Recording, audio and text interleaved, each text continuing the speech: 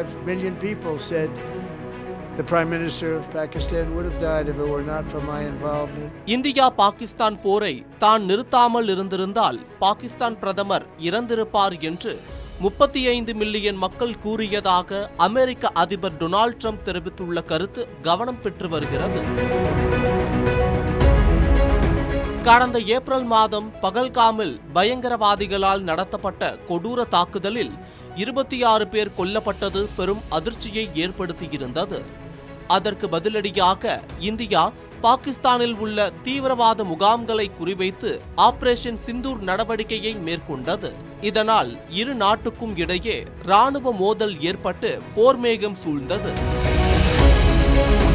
பின் அமெரிக்காவின் தலையீட்டில்தான் இந்த போர் நிறுத்தப்பட்டதாக அந்நாட்டின் அதிபர் டொனால்ட் ட்ரம்ப் உரிமை கோரினார். இப்போரை நிறுத்தாவிட்டால் 200% வரியை விதிப்பேன் என்று இரு நாட்டு தலைவர்களிடமும் தான் கூறிய பின்னரே இந்த போர் நிறுத்தப்பட்டதாக ட்ரம்ப் கூறினார். அதற்கு பின் இந்தியா பாகிஸ்தான் போரை தான் நிறுத்தியதாக அதிபர் ட்ரம்ப் பலமுறை கூறிவிட்டார் என்பது குறிப்பிடத்தக்கது.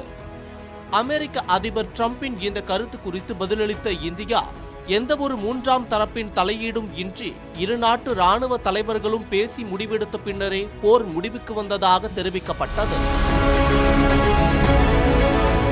அமெரிக்காவின் வெள்ளை மாளிகையில் அதிபர் ட்ரம்ப் பேசுகையில், எனது முதல் 10 மாத பதவி காலத்தில் 8 போர்களை நிறுத்தியுள்ளேன்.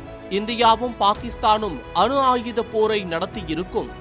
இந்தியா பாகிஸ்தான் போரில் என்னுடைய தலையீடு இல்லாமல் இருந்திருந்தால் பாகிஸ்தான் பிரதமர் இறந்திருப்பார் என்று 35 மில்லியன் மக்கள் கூறினார்கள் என்று அவர் கூறினார். Pakistan and India would have been a nuclear war. 35 million people said the Prime Minister of Pakistan would have died if it were not for my involvement.